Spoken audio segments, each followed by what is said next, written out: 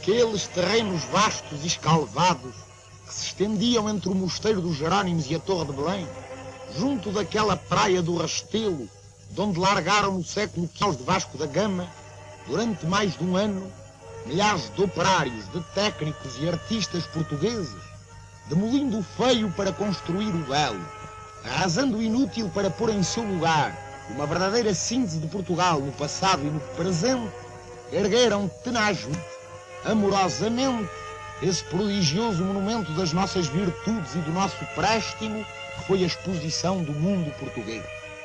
A maravilhosa exposição foi inaugurada a 23 de junho de 1940 pelo português mais digno de tal ato, o Sr. General Carmona, Presidente da República Portuguesa.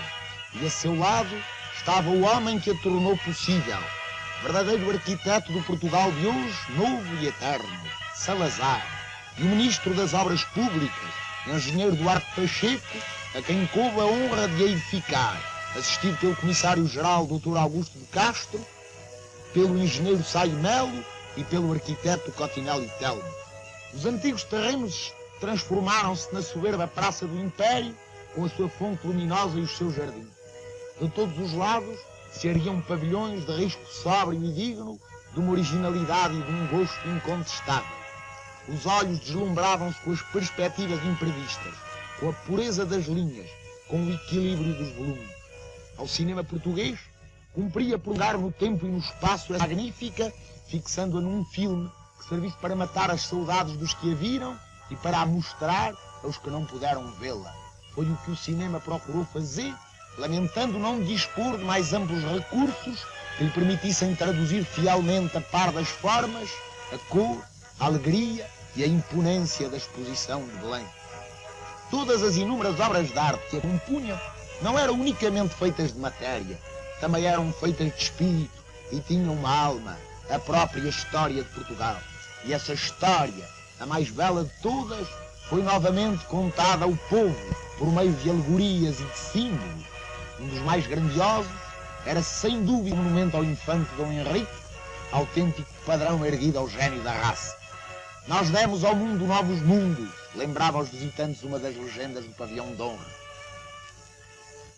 E o interior do pavilhão, em redor de um átrio decorado com as bandeiras de todos os municípios portugueses, continha uma sala de recepção ornada de tapeçarias de alto preço, uma sala de honra onde se evocavam as mulheres célebres da tradição portuguesa, desde a padeira de Aljubarrota à Soror Mariana, e um teatro de concepção moderníssima.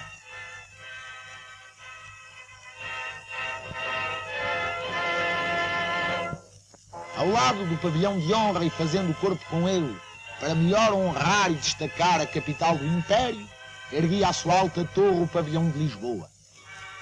Um dos seus mais belos aspectos exteriores é o pátio, em que um baixo relevo estilizava a arquitetura em presépio da cidade rainha do Ocidente. O átrio do pavilhão de Lisboa foi consagrado a São Vicente, patrono da capital, em cujas armas figuram os dois corvos heráldicos do santo.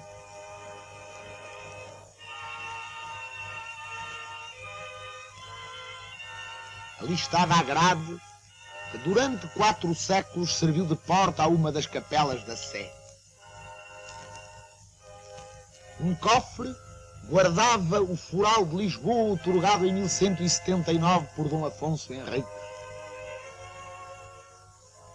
2 trípticos evocavam o cerco e a tomada de Lisboa aos Moiros, e o pintor, a exemplo dos antigos, emprestou às figuras as feições de alguns distintos uliciponenses.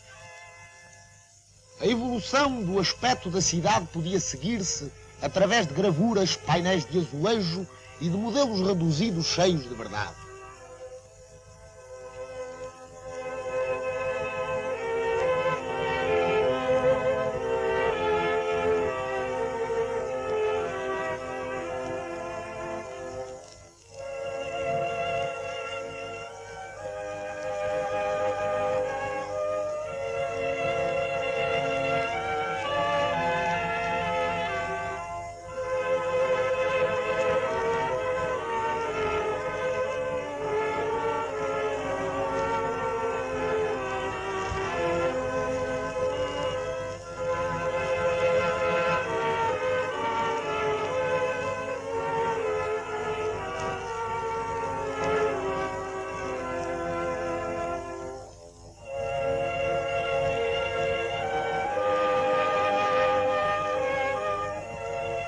Mas não se evocava apenas a Lisboa do passado e a do presente. Visionava-se a Lisboa do futuro, através do plano de urbanização elaborado pela Câmara Municipal.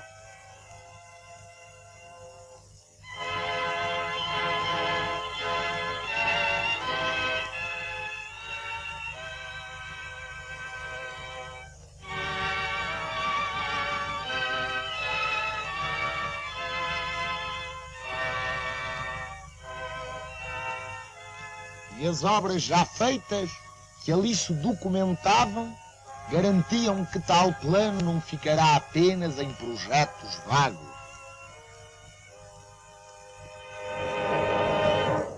Somos pátria e nação há 8 séculos, rezava outra legenda. E o que durante esses 8 séculos sonhámos e realizámos, podia ver-se claramente através dos pavilhões da secção histórica. O primeiro deles era o da fundação. Quando Portugal nasceu, fundou-se a nação que maior influência teria no mundo. Quem fundou Portugal? O seu primeiro rei, Dom Afonso I, filho do conde Dom Henrique de Borgonha, cuja árvore genealógica se pintou numa parede.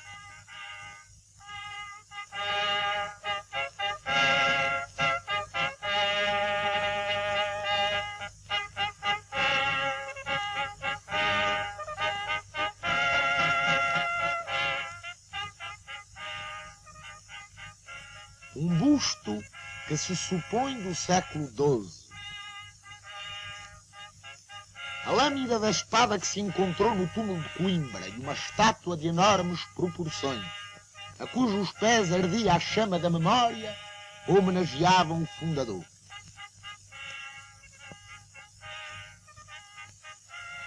Na galeria, as estátuas de 2 grandes auxiliares de Dom Afonso Henriques, do Alvim Paz e o arcebispo de Braga, Dom João Peculiar. Uma ponte monumental conduzia à sala dos documentos, onde se expunham a bula do Papa Alexandre III, em que a Santa Sé reconheceu o fundador como soberano, e a carta em que pela primeira vez Dom Afonso Henriques usou o título de Rei de Portugal, como se lê nas palavras que se reproduziam em ponto grande.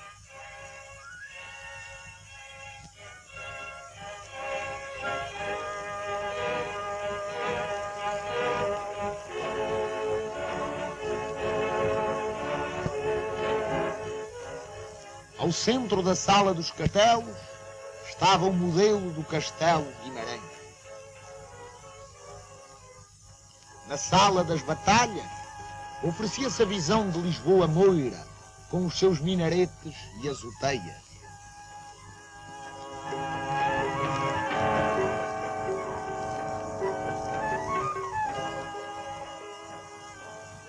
Evocava-se São Tiago, inimigo de Mafoma, e exaltava-se um dos mais altos feitos da tomada de Lisboa, a morte de Martim Muniz na porta do Castelo de São Jorge. As ordens militares serviam de introito ao pavilhão da formação e conquista. De fronte da Domus Municipalis de Bragança, o mais antigo dos nossos municípios, um mapa luminoso mostrava as fases da formação de Portugal. Outra sala era dedicada aos descendentes de Dom Afonso I, povoaram o território e acabaram de divulgar o pensamento e a língua portuguesa, foi El Rei Dom Danilo. Ai flores do verde pinho, cantava o rei trovador. E fundou a Universidade de Lisboa, uma das mais antigas da Europa, em 1290, e deu o primeiro impulso sério à agricultura do reino, pelo que mereceu o cognome de Rei Lavrador. E à marinha, plantando o pinhal de Leiria, foi, como diz o poeta, o semeador de naus à vez. Sua mulher foi a Rainha Santa Isabel, cujo túmulo em Santa Clara de Coimbra ali se reproduziu, e um baixo relevo evocava os milagres da sua caridade. Rainha Santa de um país cristão, porque Portugal foi sempre cristão.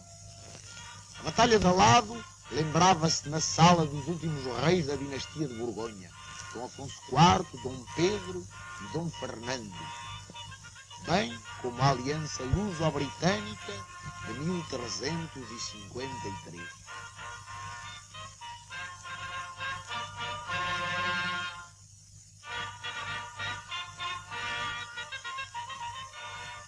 figura do condestável Dom Nuno Álvares Pereira erguia-se no limiar do pavilhão da Independência.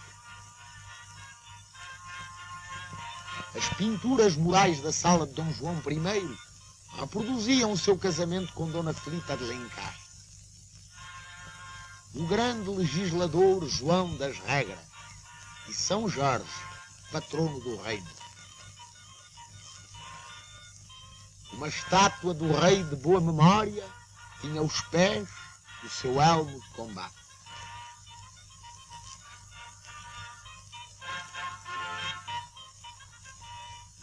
E sob um renque de bandeiras de avis e do condestável, entrava-se na rotunda evocativa de Aljubarrota, a batalha em que se consolidou a independência de Portugal.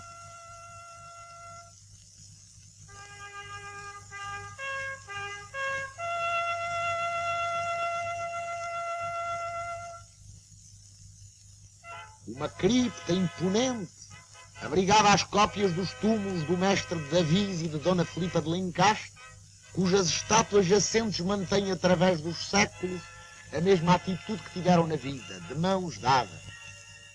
Antes dos descobrimentos portugueses do século XV, imaginava-se o mundo de uma forma fantasista e supunha-se o mar povoado de monstros, inviolável.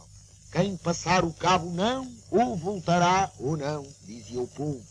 Mas os marinheiros portugueses, afrontando todos os perigos e sem temer nenhum mistério que não fosse divino, passaram além do mar nas suas frágeis naus e caravelas.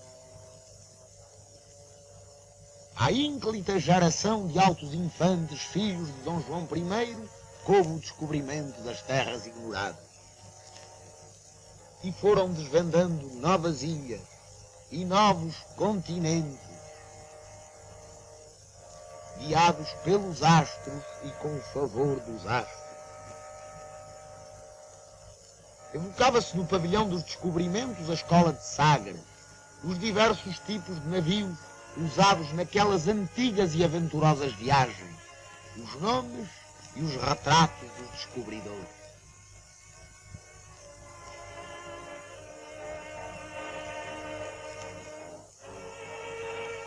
Dom Afonso V, grande impulsionador da Marinha Portuguesa, tinha a sua sala própria.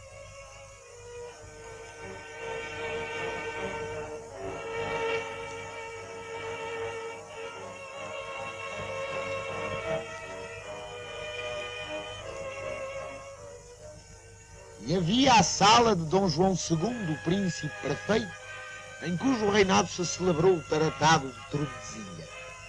E evocavam-se a viagem de Diogo Cão na costa e no interior da África e as de Bartolomeu Dias, o primeiro que dobrou o Cabo das Tormentas e Pedro da Covilhã.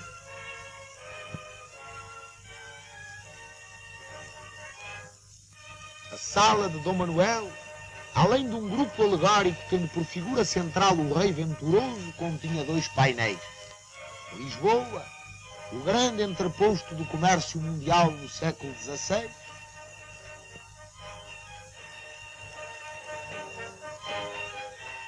e a embaixada enviada ao Papa Júlio II.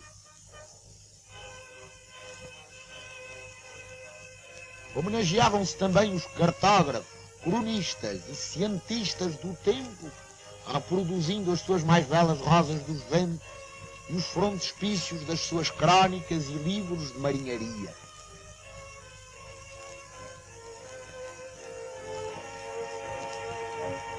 Os portugueses haviam atingido pelo seu esforço heroico o apogeu, senhores das terras sim, senhores dos oceanos, e depois de evocar Fernão de Magalhães, primeiro navegador que deu a volta ao mundo, glorificava-se Camões e a sua epopeia eterna, os Lusíadas.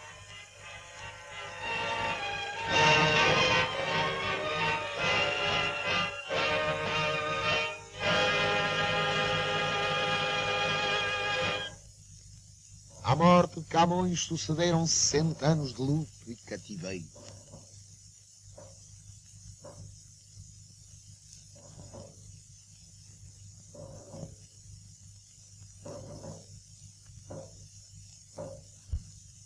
Mas em 1640, a independência que o prior do Crato procurara em vão defender na Batalha de Alcântara recuperou-se graças ao esforço de portugueses de lei, de que Dona Filipa de Vilhena é o exemplo magnífico. Os conjurados de 1640 triunfaram em toda a linha, do norte ao sul de Portugal, e proclamaram rei o Duque de Bragança.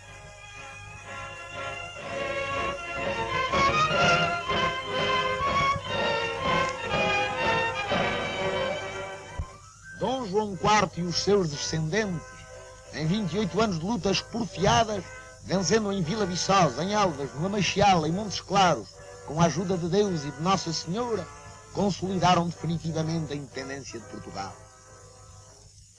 Mas século e meio depois, nova ameaça pesaria sobre nós, as invasões francesas, e novamente o invasor era derrotado e expulso nas linhas de Torres Vedras. Os tambores funéreos para vitoriosamente, alegremente à carga.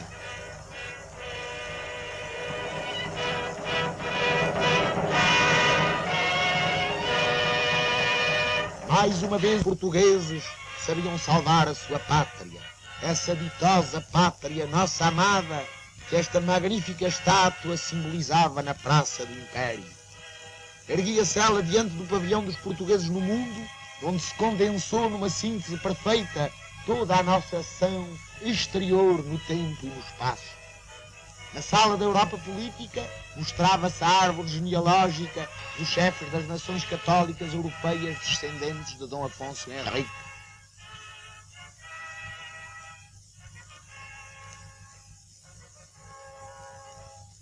E os retratos das princesas portuguesas que foram rainhas no estrangeiro. Santo António, o grande taumaturgo português, pregando num púlpito, abria a sala da Europa religiosa, onde estavam os retratos do Papa português João XXI e dos santos portugueses.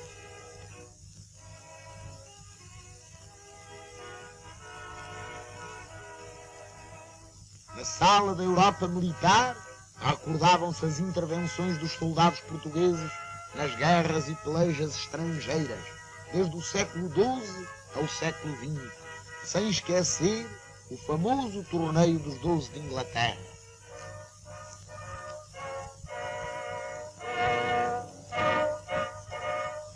Até à Grande Guerra e à Guerra de Espanha.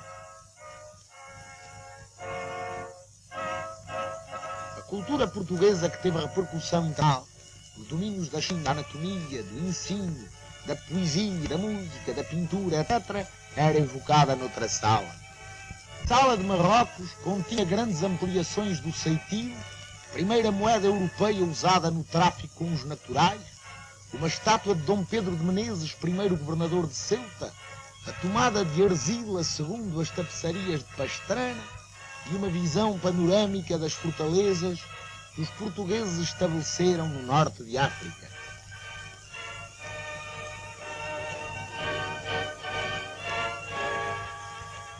Confinava com ela a sala da fé e dos sacrifícios feitos em Marrocos, com a figura de Dom Sebastião cavalgando na sua louca, mas maravilhosa aventura de Alcácer Quibir, a imagem de Santa Maria da África, que o infante Dom Henrique mandou para Ceuta, e a estátua de Dom Fernando, o infante santo, que morreu prisioneiro em Fez, para que Ceuta se não perdesse.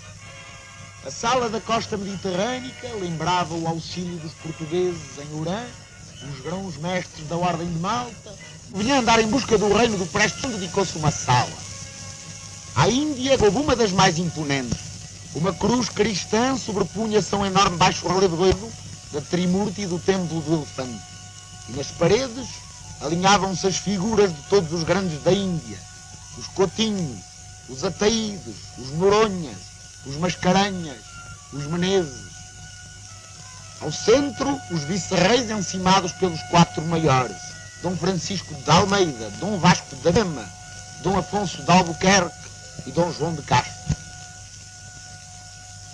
Em torno do dragão simbólico do Celeste Império, na sala da China, viam-se pinturas à maneira das que ornam a porcelana, tendo por motivos principais a deusa chinesa da misericórdia inspirada em Nossa Senhora, e o evangelizador São Francisco Xavier. Na sala do Japão, as paredes tinham a forma de um biombo, onde as figuras descreviam a influência cultural e religiosa dos portugueses no Império do Sol Nascente. E nela avultava uma imagem japonesa da Virgem Santa Maria.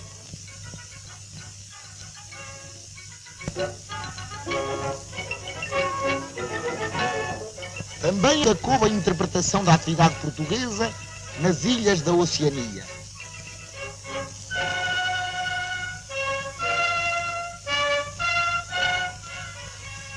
Na Sala das Américas, a ação dos portugueses no novo continente era dada por pitorescos tótems, por um grande livro com os nomes dos nossos exploradores, por uma síntese da história do Brasil colonial até Dom João VI.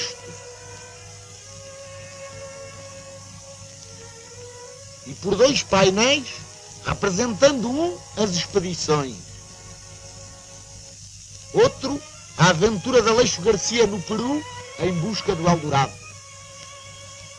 Um quadro evocava uma batalha entre portugueses e holandeses durante as lutas do século XVIII. Uma rotunda foi consagrada aos deuses de Camões, cujos favores a Portugal o poeta cantou simbolicamente nos Lusíadas. Minerva, deusa da sabedoria. Marte, deus da guerra. Neptuno, deus dos mares. Vênus, deusa da formosura e do amor. Vulcano, deus do fogo. Mercúrio, deus do comércio. A passarela do padre Bartolomeu de Gusmão, o primeiro que tentou navegar pelo espaço, emparelhava com o gráfico das grandes viagens aéreas portuguesas.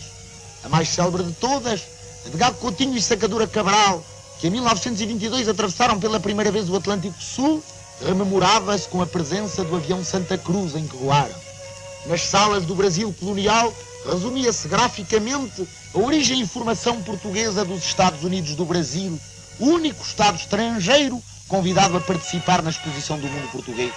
O seu pavilhão, muito bem concebido e executado, abria com os bustos dos chefes, o Dr. Getúlio Vargas, Presidente da República Brasileira, e o General Carmona, Presidente da República Portuguesa. Evocavam-se os 3 grandes precursores brasileiros da aviação, Bartolomeu de Gusmão, Santos Dumont, Augusto Severo. Documentavam-se as instituições nacionais da saúde pública e da assistência, o Instituto de Medicina Experimental e o Departamento Nacional da Criança. E celebrava-se o esforço da imprensa brasileira, desde os fundadores até o desenvolvimento atual, com os seus 236 diários, 1.100 periódicos, 700 revistas. A secção do Departamento Nacional do Café distinguia-se pela maneira impecável como era distribuído e servido o seu saborosíssimo produto. E organizou-se uma bela exposição de arte brasileira contemporânea.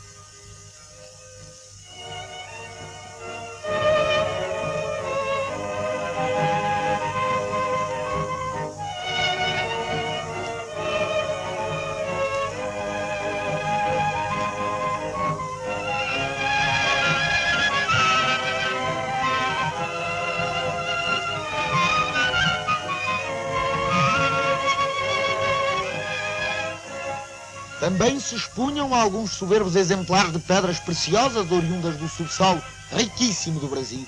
Mas a mais preciosa de todas as pedras preciosas que se expunham era, sem dúvida, o diorama deslumbrante do Rio de Janeiro e da Baía de Guanabara, que a imagem de Cristo domina do alto do Corcovado.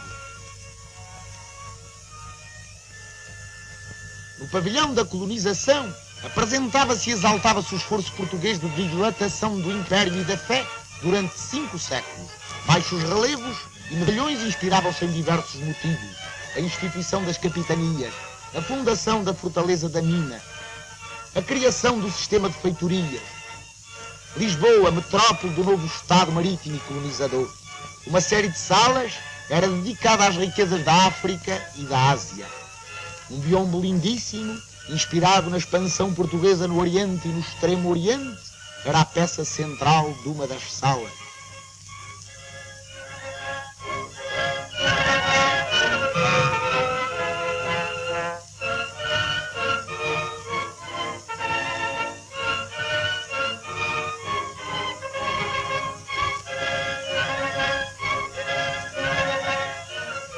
reproduzia a tapeçaria de Viana da Áustria com a entrada total de Dom João de Castro em Goa em 1547. Outras salas eram dedicadas à política indígena e à política administrativa dos portugueses no ultramar. Duas árvores alegóricas lembravam os grandes administradores do Império Colonial Português, uma até o século XVII, outra do século XVII até os nossos dias. Um gráfico construído ilustrava a recepção dos portugueses na corte do rei do Congo.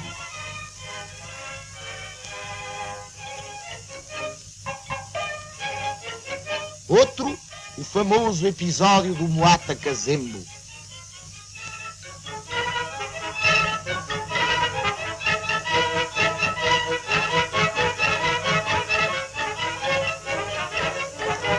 Ao fundo da sala da política dos limites, via-se o mundo dividido pelo meridiano de Tordesilhas e as entidades que participaram no tratado. O Papa Alexandre VI, os reis católicos, Dom João II e Duarte Pacheco Pereira. Evocavam-se as lutas militares, as guerras angolanas do século XVII, o combate de Chaimite e os demais combates da ocupação no século XIX. O panorama atual da ação colonial portuguesa era dado por gráficos mostrando a construção de estradas e feitorias, o ensino, as missões, os serviços sanitários, os transportes terrestres, marítimos e aéreos, as vias de comunicação e transmissão, tudo o que tem alcançado o prodigioso incremento depois do Estado Novo.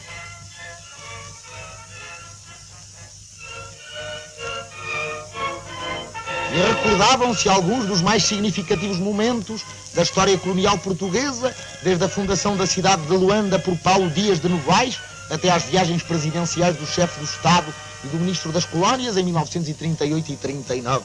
3 vitrais, ação missionária, Ordem de Cristo.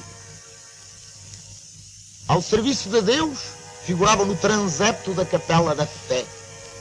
Ao centro da nave, venerava-se o beato João de Brito, agora canonizado pelo Papa Pio XII. E a mesma fé, e a mesma cruz que guiou os portugueses de 400, conserva-se lídima em todo o território onde flutua a bandeira portuguesa, como bem o mostrava a Igreja das Missões, erguida no centro colonial da Exposição, e onde todos os dias os indígenas vindos propositadamente dos 4 cantos do Império ouviam missa. A piedosa obra das Missões era salientada em 2 dioramas: venham a nós os pequeninos e as irmãs de toda a gente, e irmãs de caridade, continuavam ao vivo a sua ação humaníssima, ensinando os negros do centro colonial que os visitantes podiam ver, vivendo a sua vida cotidiana, no ambiente e nas habitações apropriadas. Fulas e mandins da Guiné tocavam, trabalhavam, escreviam em árabe,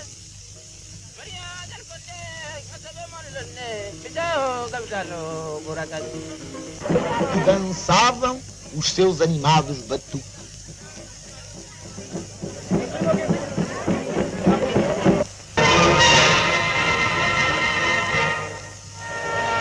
Vemos uma família de Timor descendo da sua habitação lacustre.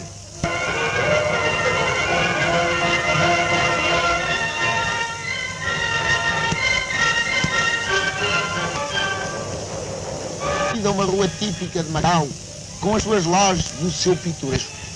E os visitantes podiam ouvir uma cantora macaísta, autêntico tipo de beleza exótica, e ver como se esculpem arcas de cânfora, e apreciar outros exemplares da arte sino-portuguesa, oriundos da Península de Macau, a nossa colónia do Extremo Oriente. Diversos pavilhões se consagraram a cada uma das nossas províncias da África, à arte indígena, à caça, etc.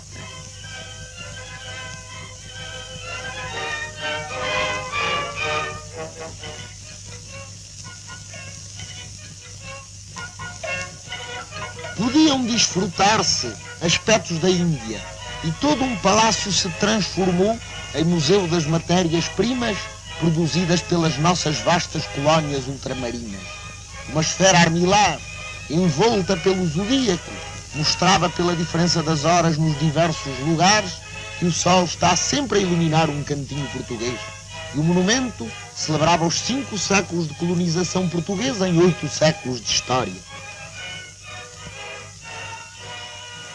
De noite, a exposição iluminada oferecia aspectos surpreendentes.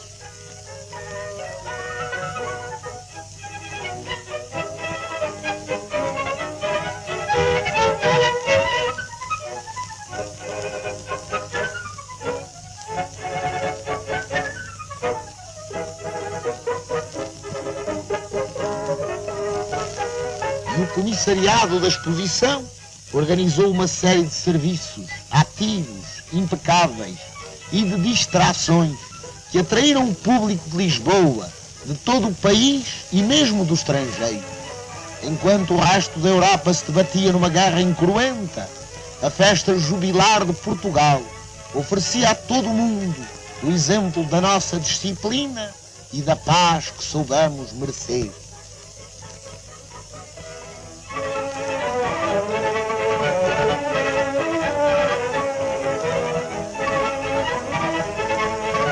O bairro comercial, construído ao estilo do século XVI pela Associação Comercial de Lisboa, era um dos recantos mais agradáveis do enorme recinto.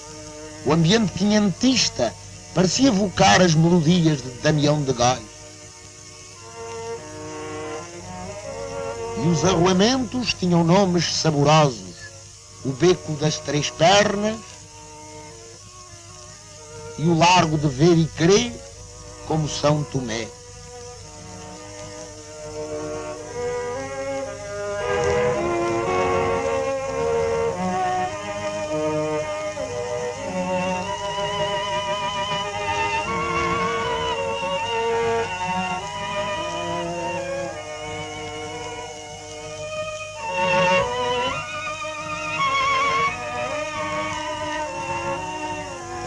A Santo António, tão venerado pelos lisboetas, se consagrou uma casa com seu nome.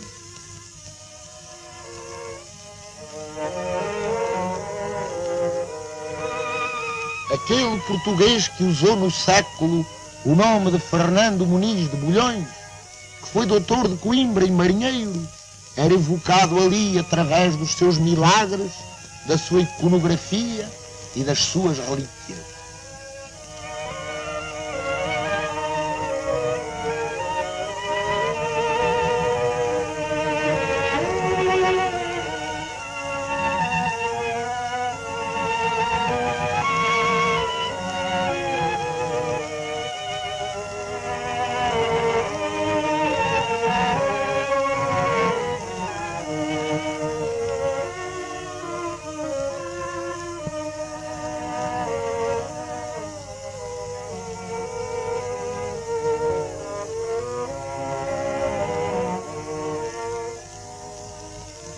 A Espanha enviou expressamente à exposição as relíquias do nosso passado que guarda em seu poder e que se expuseram nos Jerónimos. Entre outras vieram as tapeçarias de Pastrana,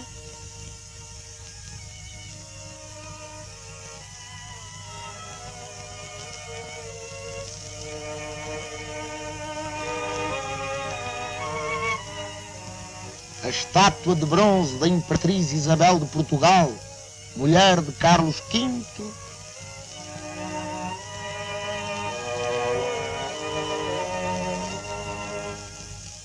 e a armadura de El Rei Dom Sebastião. Pavilhões especiais se dedicaram aos correios e telégrafos, aos portos, aos caminhos de ferro.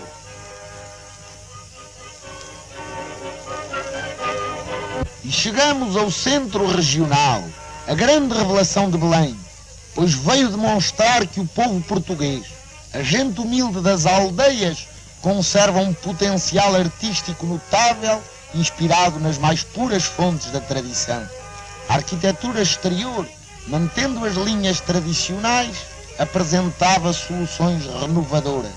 O plano e organização do centro regional devem-se a António Ferro, diretor do Secretariado da Propaganda Nacional.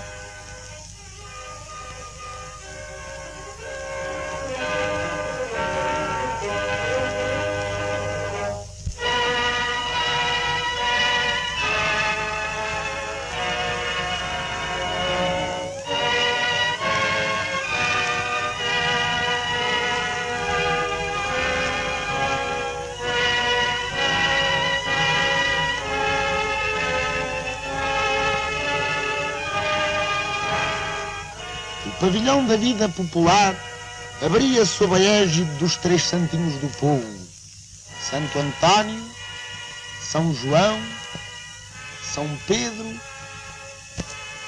e de Nossa Senhora do Mar.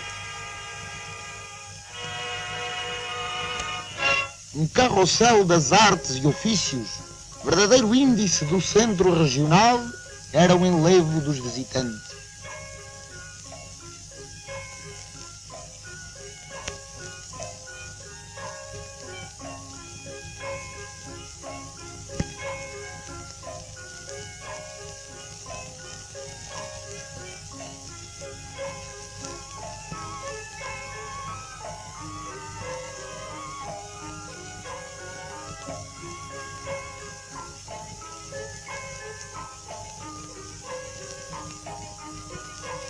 E nas paredes da sala do prólogo inscreveram-se as mais delicadas quadras populares interpretadas pelo desenho.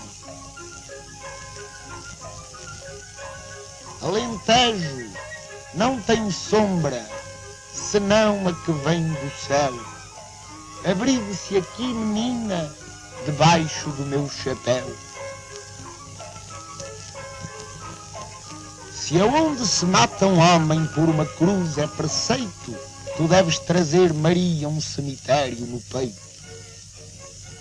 E podia ver-se o trabalho paciente e dado dos artistas da filigrana, processo originalíssimo de fabricar as joias mais portuguesas.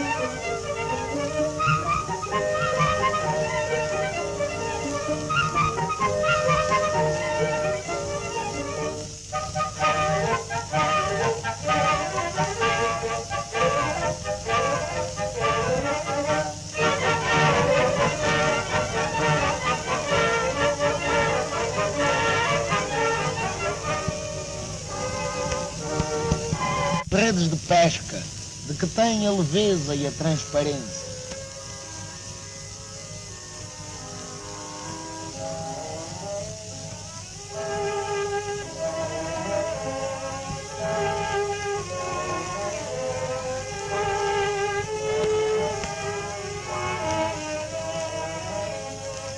No pavilhão da terra e do mar, mostravam-se os modelos dos barcos que se utilizam na nossa costa, desde o Minho ao Algarve, embarcações à vela de linhas graciosíssimas.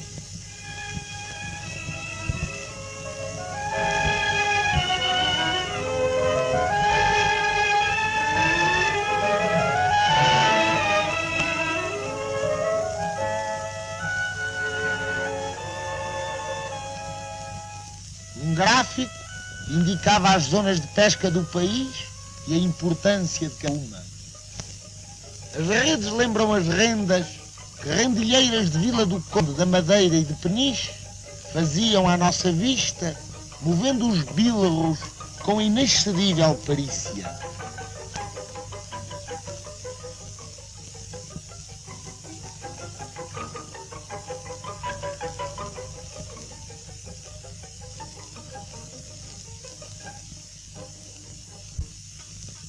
Quem não tem que fazer, faz colheres.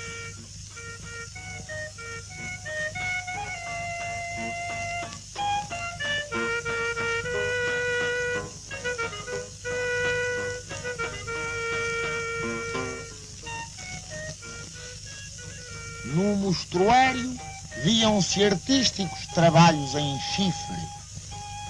E havia a sala da religião, com as promessas, os andores, os ventinhos, as imagens votivas que o povo oferece às senhoras da sua devoção.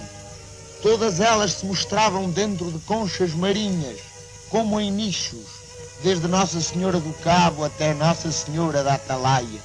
E havia ampliações de registros dos santos populares, em cuja honra são celebradas romarias com festa rija e foguetório, pelo que a arte dos fogueteiros não foi esquecida.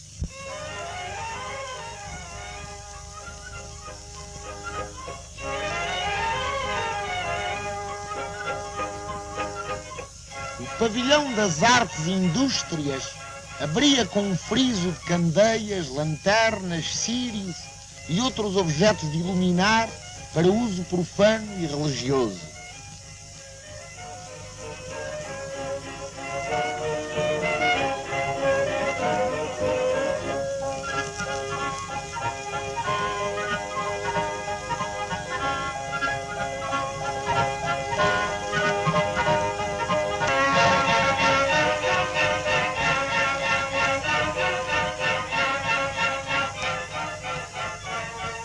Outras artes e dons do nosso povo tinham ali também o seu lugar. A sabedoria dos adágios, a gravura, a poesia, a peletaria, a trapologia e a arte das flores artificiais, tão vistosas e coloridas.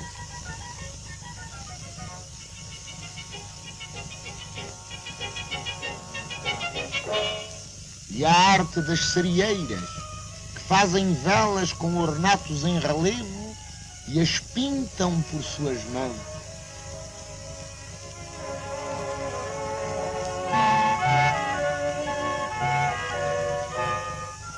Assistia-se ao fabrico dos ingênuos bonecos de barro portugueses.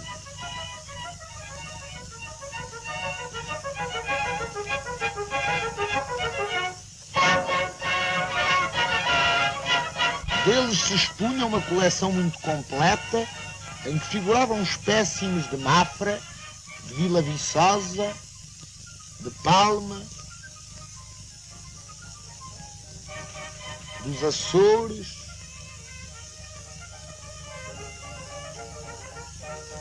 de Gaia, de Barcelos, de Estremoz e de Prado.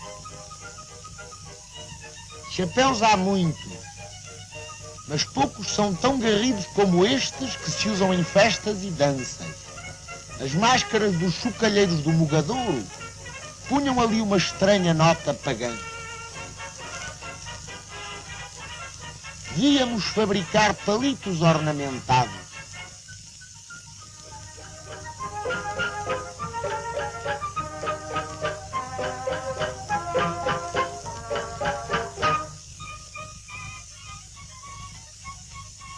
Apreciávamos curiosos objetos de cortiça trabalhada. Os tamanqueiros faziam diante de nós socos, chinelas e tamancos com sola de pau e gáspias de cabedal lavrado.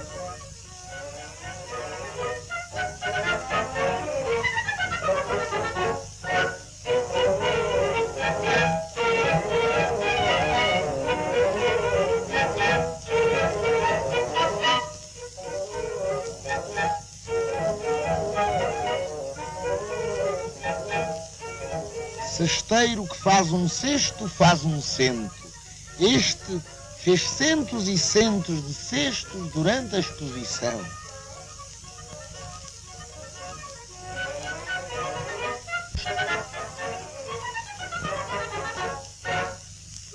Mostrava-se a alfaia doméstica. Expunham-se artísticos utensílios de ferro forjado e de cobre.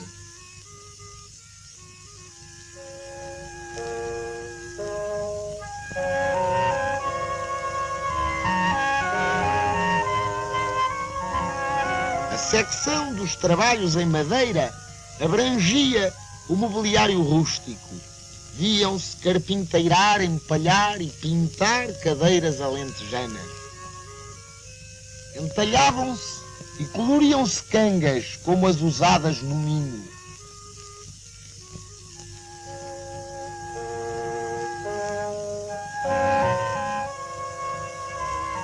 A secção do turismo exibia os encantos da habitação rural, os atrativos da nossa paisagem. Ó mar alto, ó mar alto, ó mar alto sem ter fundo, mais vale andar no mar alto do que nas bocas do mundo. Uma série de embarcações dos mais variados tipos, apresentadas de um modo muito original, dentro de garrafas, como é costume velho dos marinhos, mostrava barcos moliceiros da Ria de Aveiro, rabões e rabelos do Douro, fragatas do Tejo, etc.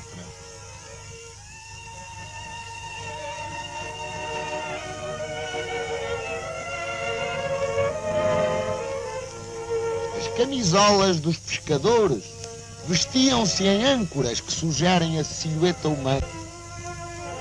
E aqueles mesmos bonecos que tanto se distinguiram nas quinzenas portuguesas de Genebra e de Londres, nas exposições internacionais de Paris e de Nova Iorque, apresentavam os trajos da gente do mar e da praia.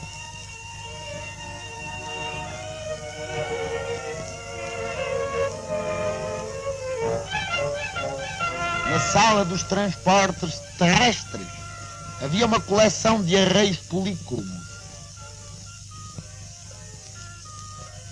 e uma coleção de veículos usados nas nossas províncias.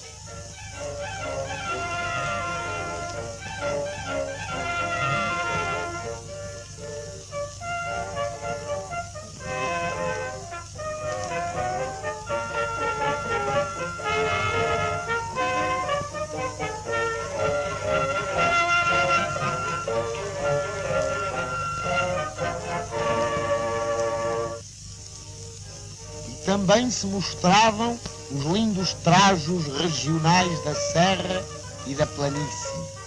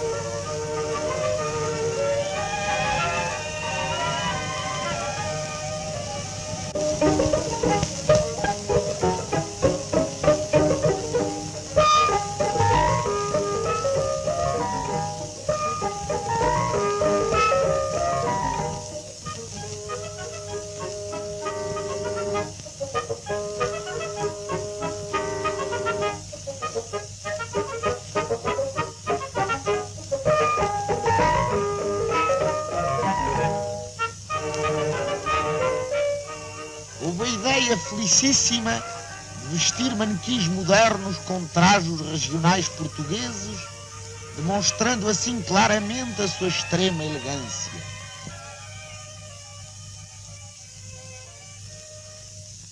Nas salas dedicadas à tecelagem havia teares tecendo o linho, a lã e o algodão.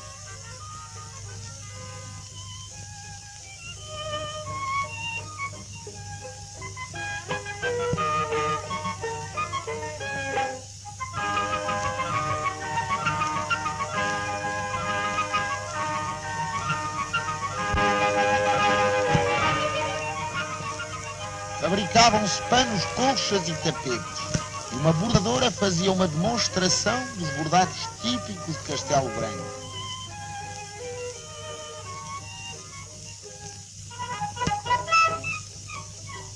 As mãos dos oleiros moldavam o barro em formas caprichosas que o forno transformava depois em graciosas bilhas, em jeitosos alguidares, em vistosos pratos.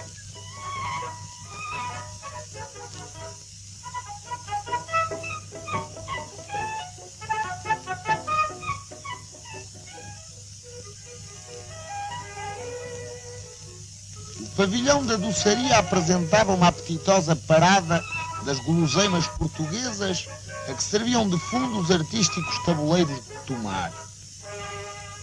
E havia uma sala de cinema onde se projetavam filmes de interesse regional, decorada com lindas pinturas a fresco.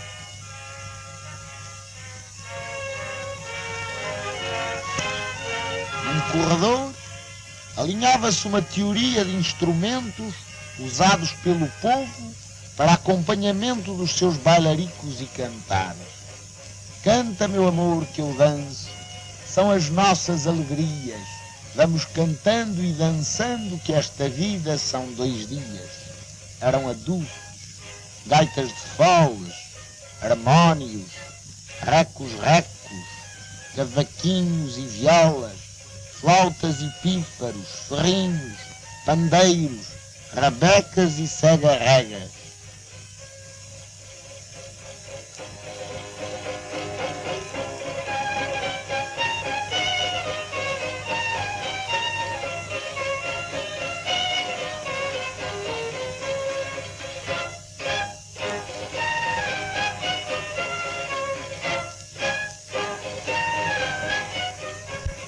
Dançava-se e cantava-se a valer ali mesmo ao pé, nas aldeias do centro regional, verdadeiro brinquedo da exposição, resumo de tudo o que há de mais bonito e alegre e pitoresco por esse Portugal além.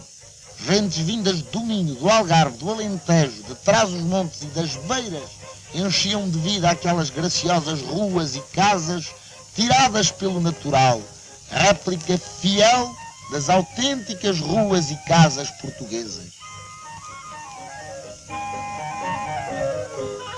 O pastor de Monsanto tocava a sua flauta pastoril ao pé de um espantalho espantapardais. Faziam-se gamelas de pinho.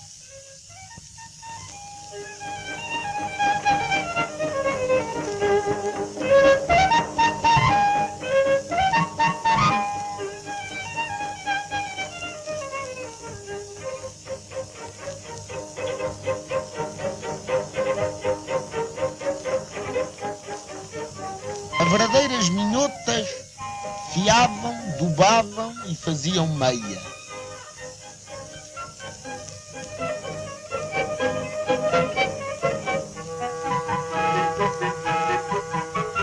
Tecedeiras teciam.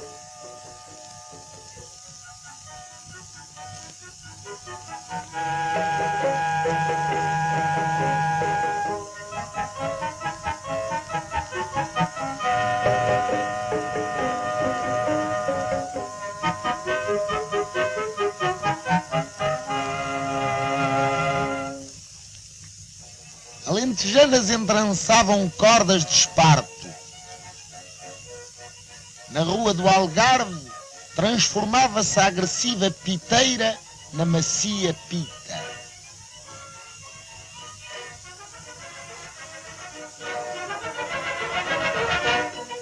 Um oleiro de Nisa preparava potes e bilhas para empedrar.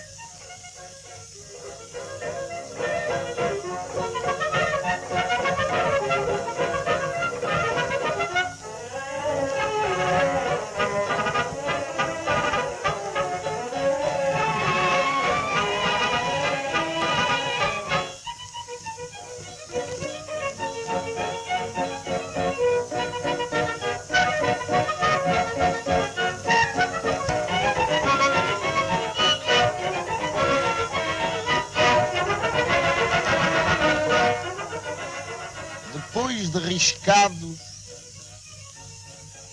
e marchetados com pedrinhas brancas, os lindos empedrados faziam um vistão no campo da feira, onde todos os disputavam. Mas a louça preta de Estremoso e os barros brancos e polícromos faziam-lhes séria concorrência, e os fregueses miúdos preferiam uma cabrinha com apito. Cada largo, cada rua tinha o nome de uma província, e havia estalagens, vendas, tendinhas e adegas de nomes musicais.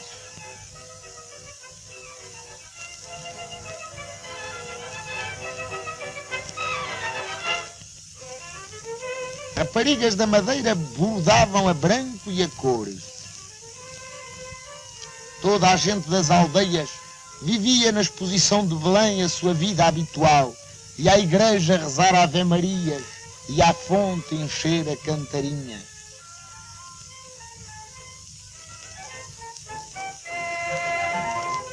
Um dos mais curiosos recantos das aldeias era a casa da noiva da Malpica.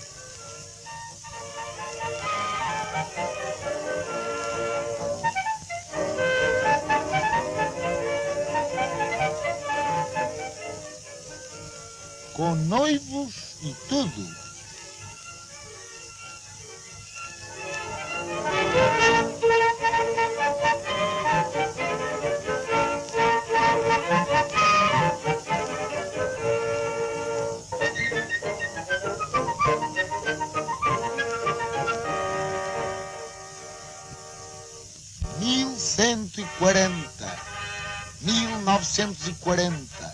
Portugal festejou 8 séculos de história. No limiar da Sala Portugal 1940 erigiram-se as estátuas e os lemas dos chefes. Carmona, soldado, fui sempre escravo do dever e da honra. Salazar, cujo lema fielmente cumprido fez do Portugal de agora uma das mais respeitadas nações do mundo. Estudar com dúvida e realizar com fé. Dentro dava-se a imagem da vida política e social do Estado Novo. É que Portugal não se limita a celebrar o seu passado, orgulha-se do seu presente para o seu futuro. Portugal, país de boas contas, apresentava-as ali aos olhos de toda a gente em gráficos claríssimos, e as bandeiras dos sindicatos de trabalhadores, cobrindo completamente uma vastíssima parede, representavam o corporativismo, a grande batalha do futuro. Rendia-se homenagem à legião e à mocidade portuguesa, ao exército e à marinha. E a exposição do mundo português fechava sobre a estátua do Império, uno e indivisível, orgulhoso da sua fundação e da sua independência, glória eterna de Portugal.